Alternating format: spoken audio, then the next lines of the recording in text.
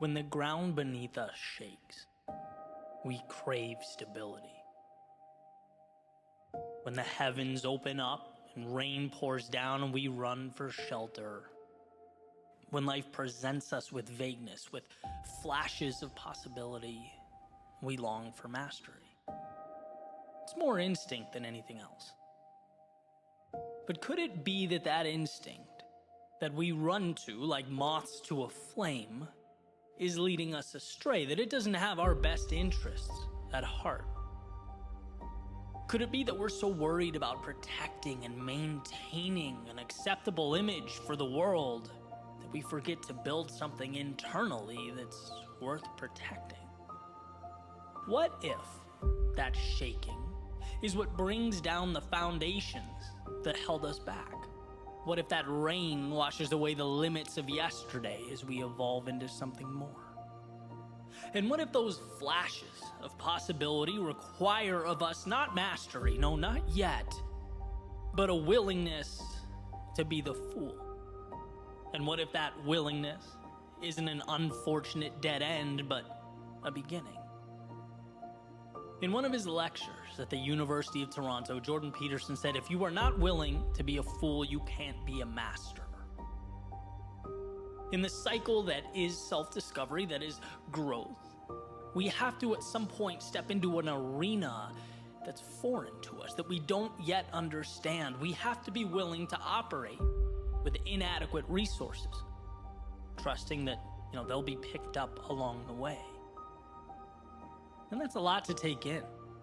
It's painful to know that others are going to have knowledge and skills and competencies that you won't. That you'll willingly inject yourself into the bottom of some hierarchy with nothing more than aspirations. But that willingness is your vehicle. And what's clear is that everyone wants the moon, but very few people have the courage to start constructing that spaceship. Very few have the courage to be the student.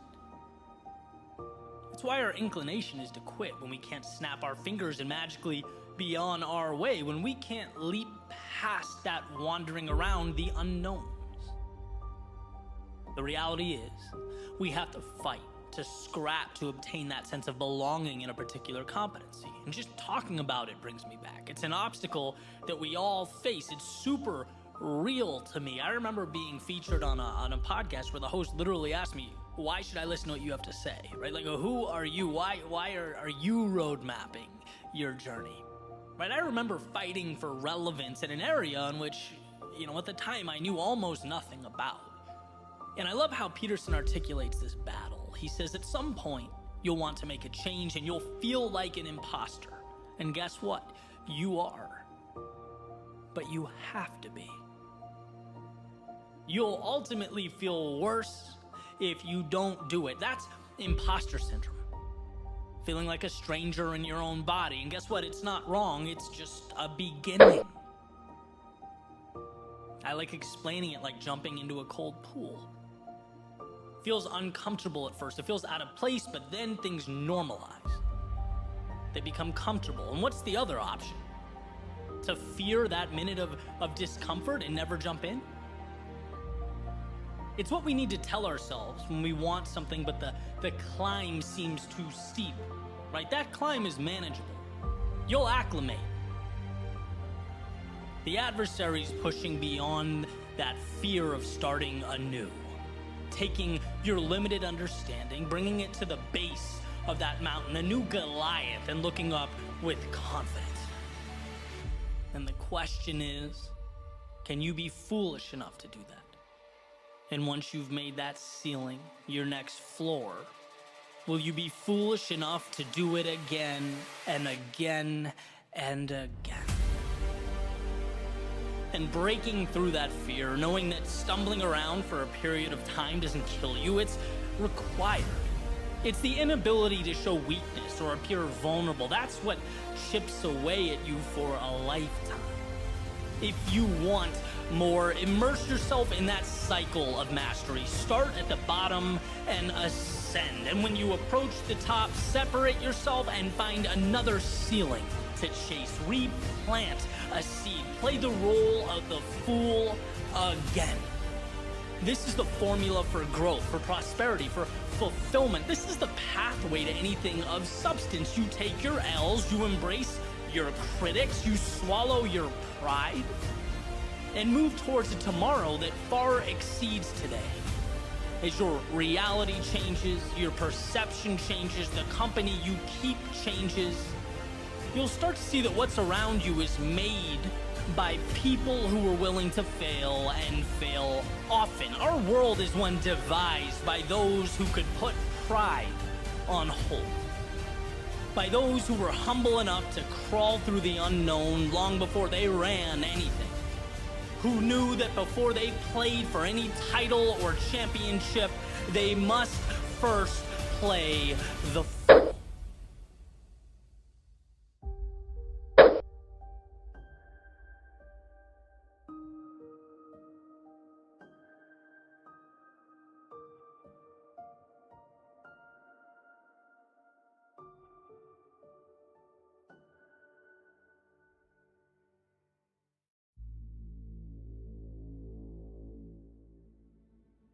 I often ask myself, what differentiates those who wish for better outcomes and those who do something about it? What separates the dreaming from the progress and the wishing from the reality? Sure, life is complex. There are a lot of moving parts to understand. But I think this element is simple. Those who build things in life are willing to not only see a reality that hasn't yet materialized, but they also understand that in a world of no, they have to be the yes. They have to believe in their ability to drive towards finish lines that no one else sees. See, meaning cannot come to fruition without that discomfort.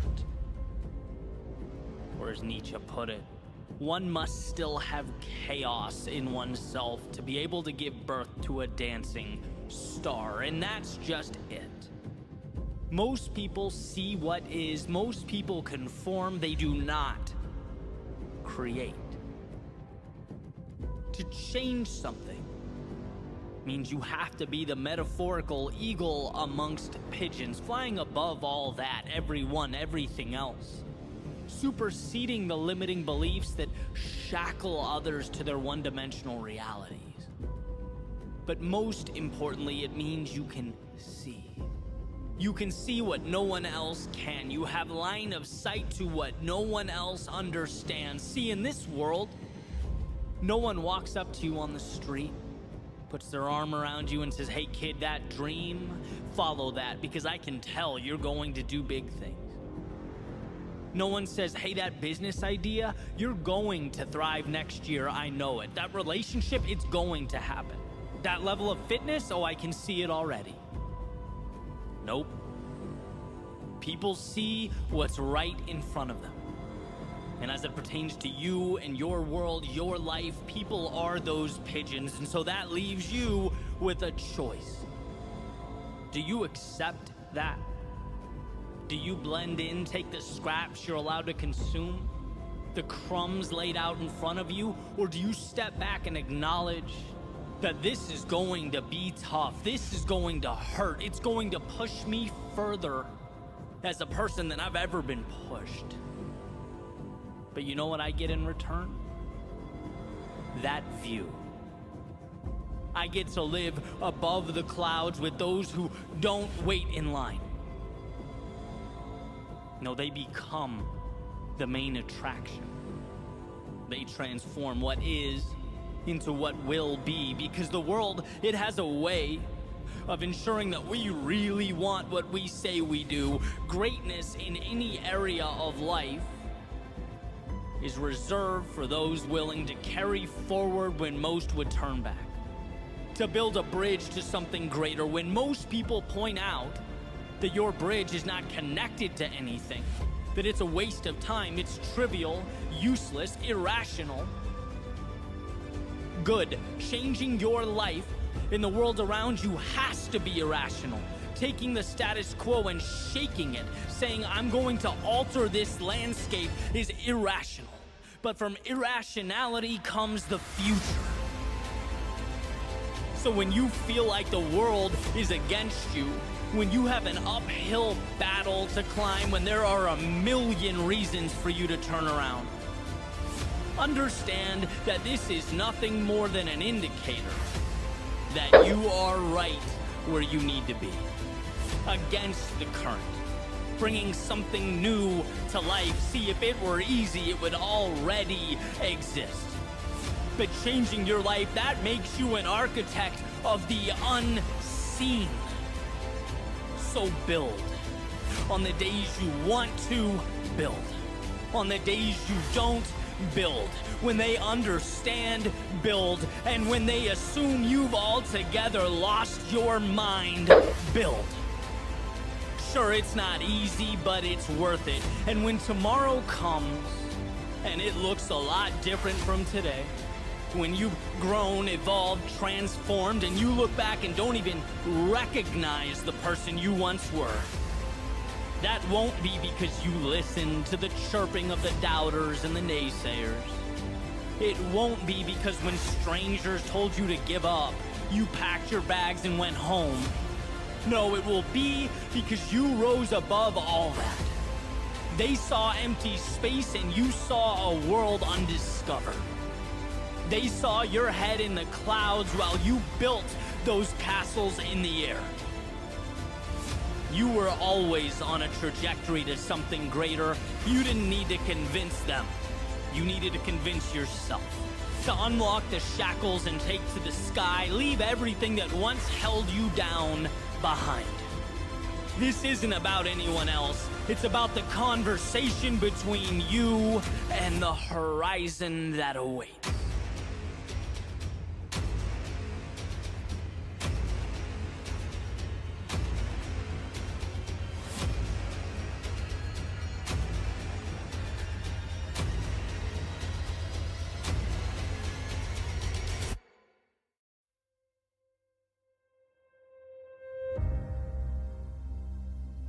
If you're lucky enough to be different,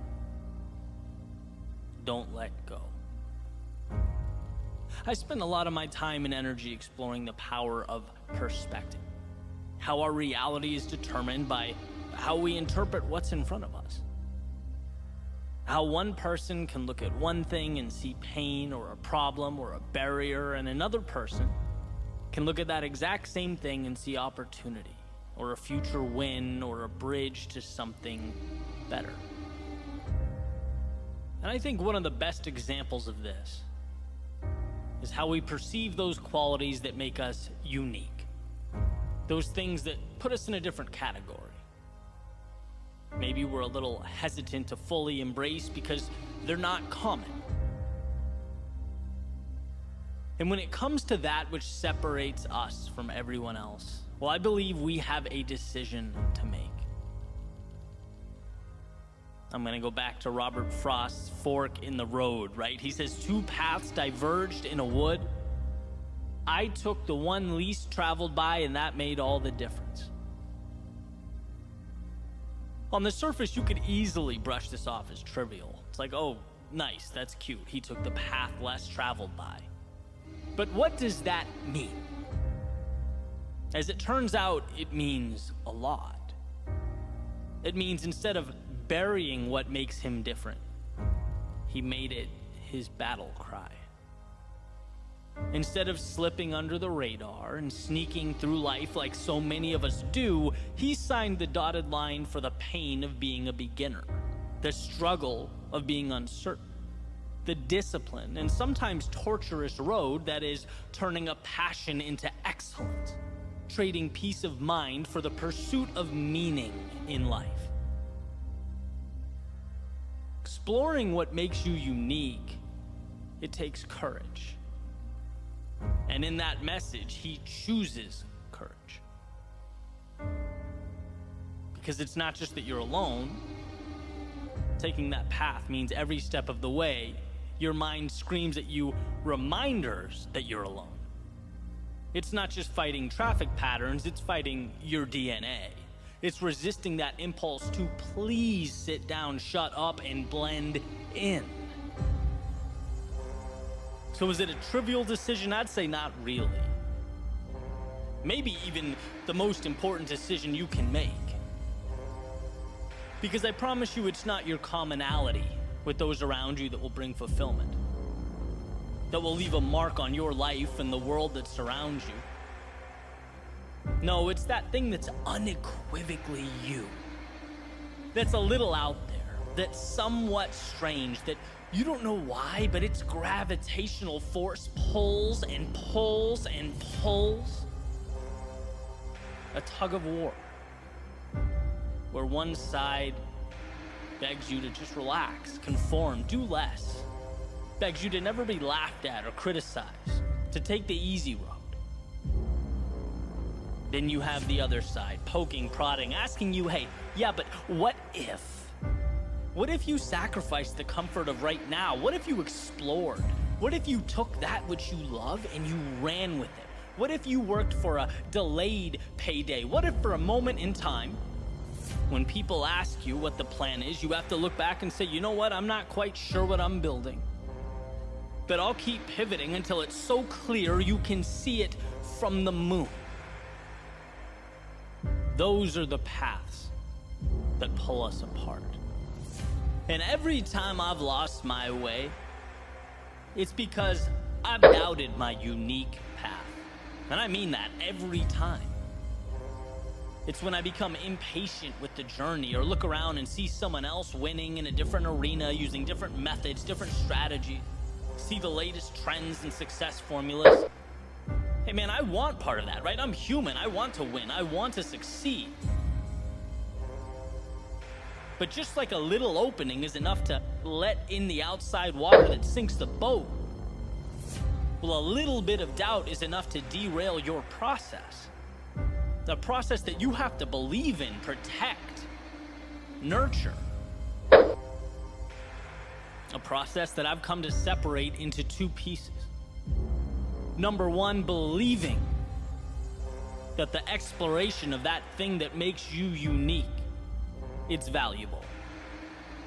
That your abilities mean something. They're not inconsequential. They're not stupid or trivial or unnecessary. If it means something to you, it will most certainly mean something to others. And you bringing it to life not only helps yourself evolve, grow, flourish, it helps the world. You just have to believe that enough to bring it to life. That's number one. Number two, trusting that as long as you don't stop in pursuit of your unique self, you can't lose. You can't lose. And I don't mean continuing to ram a square peg into a round hole. I mean growing, learning, experimenting, seeing what works. There's a saying that when you hit a dead end, it's not that the goal or the dream should be abandoned. It means the plan needs to be changed or adjusted. And as you get better and more experienced and continually work to adjust your strategy and your plans, learn from your mistakes, it becomes a matter of time. You increase the odds with every step forward. Being different is the most precious thing afforded to you. But to realize that miracle requires a combination of both the mythical and the practical, the imaginary and the real. Dream that dream, visualize that growth, create a world out of those ideas that don't exist yet. But also understand that the conversion process from dream to reality is a practical one. It requires repetition. Learning, losing, adjusting, and people don't like that.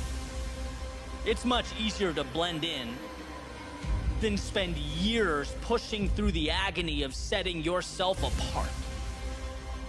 But it's worth it. And the evidence is so obvious, so plainly pointing to the fact that we only celebrate the outcasts, the crazy ones.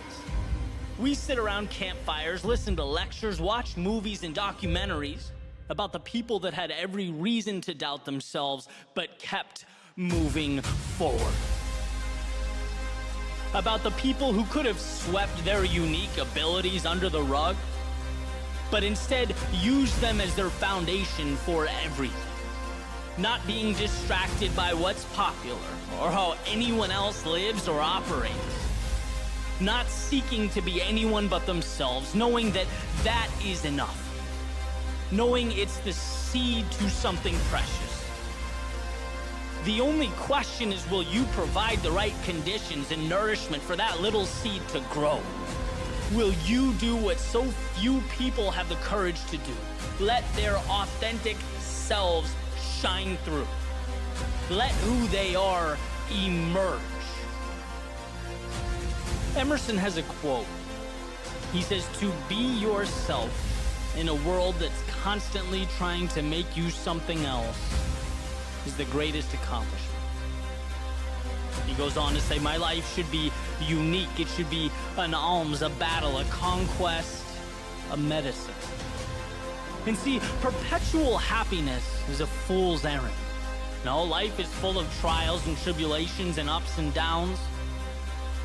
But fulfillment comes from that quest for meaning, for more, for building something, for creating your unique self, a process, a pursuit that must be chiseled from stone. It's never given or provided. It has to be found. Take it. And as Emerson beautifully implies, now is the time. The question is, what are you going to make with this once-in-a-lifetime opportunity? What will you make of the possibilities that only you know, only you understand, that only you can bring to life? Never doubt yourself, or your gifts, or the things that set you apart. You don't need everyone else to believe in them. You just need to convince yourself. Everything else, it falls right into place.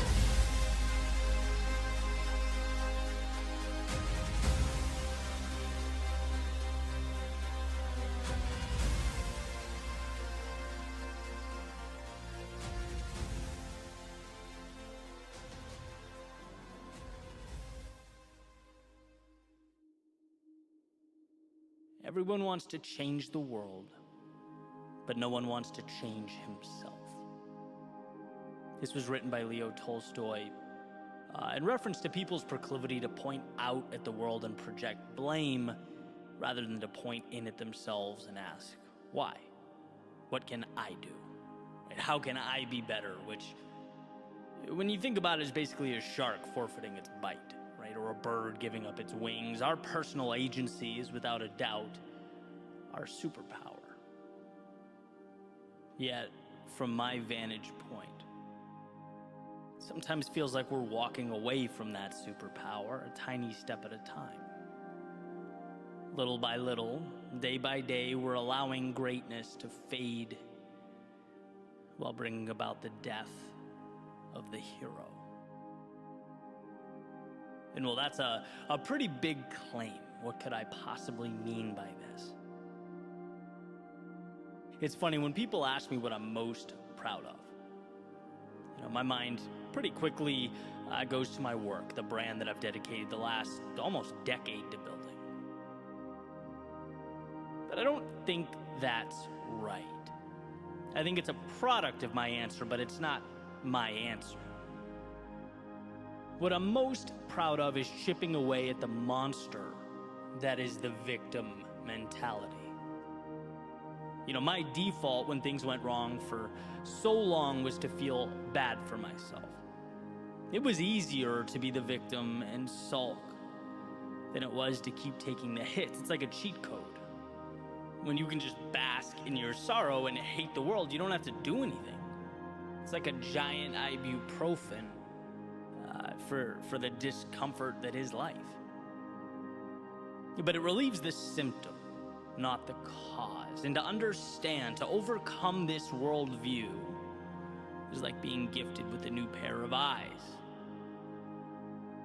And what I learned was that self-pity, it gets you nothing. It leaves you resentful, disappointed, envious, wandering down a path that is not your own. What I learned was that my story needed a hero. That's why as I grew, I spoke about the power and the beauty of doing the difficult thing. Running in the rain, chasing the metaphorical fireflies, taking the last train home. See, until you immerse yourself into that vast unknown, you stay in a cell of your own making. You build walls of limitation and you exist entirely within them.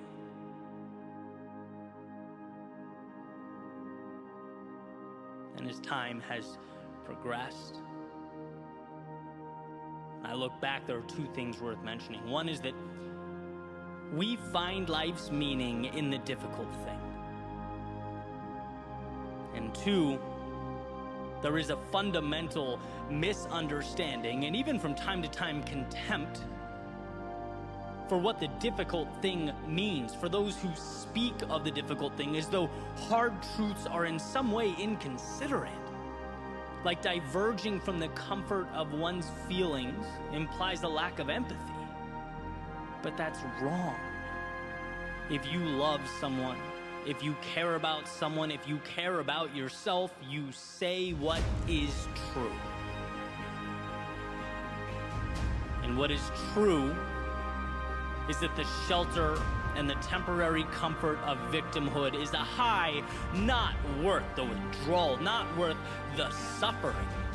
It got me nowhere, it will get you nowhere, and that is a reality that will never cease to be true. We live in a world that's been shaped entirely by those who found the courage to do the difficult thing. Everything around us is a product of the courageous decision to take the now and bend it. And that means taking hits. It means being criticized.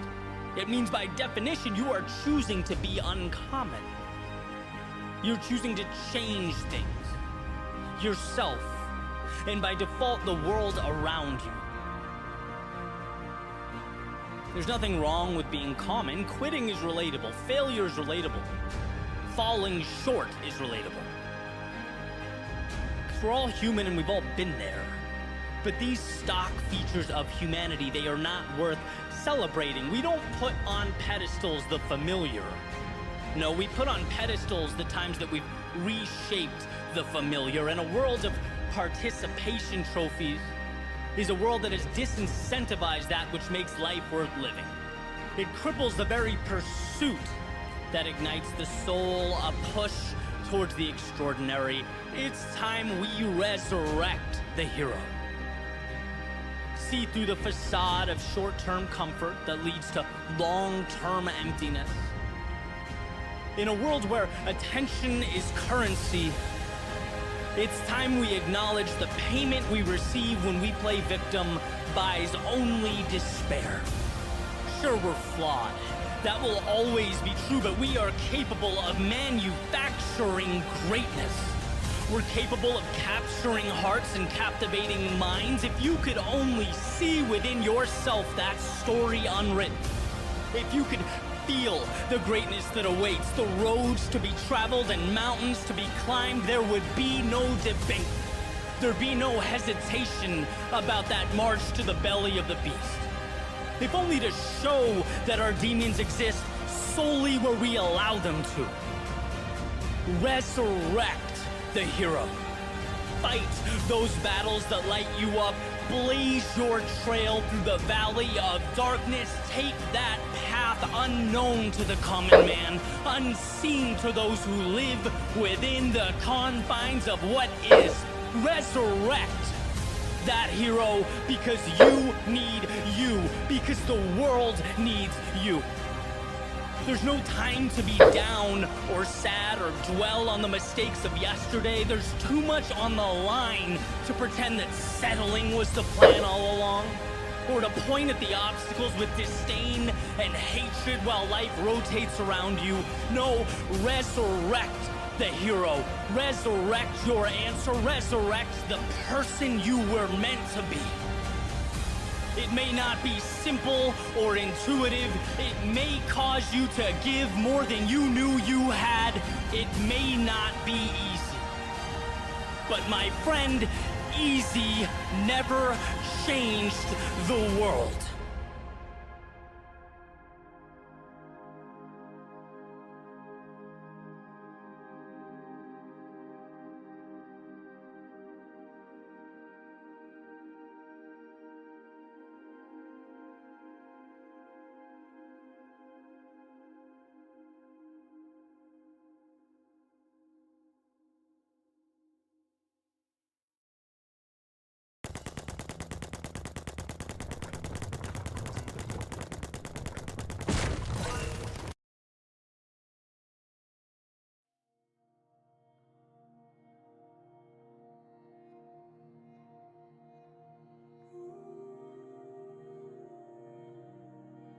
That thing that gives you butterflies,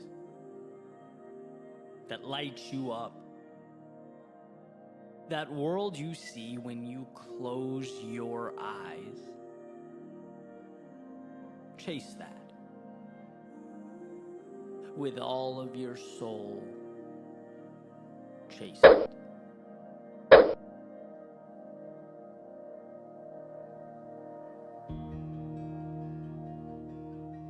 It's easy to brush off life's potential. It's just outside the realm of possibility.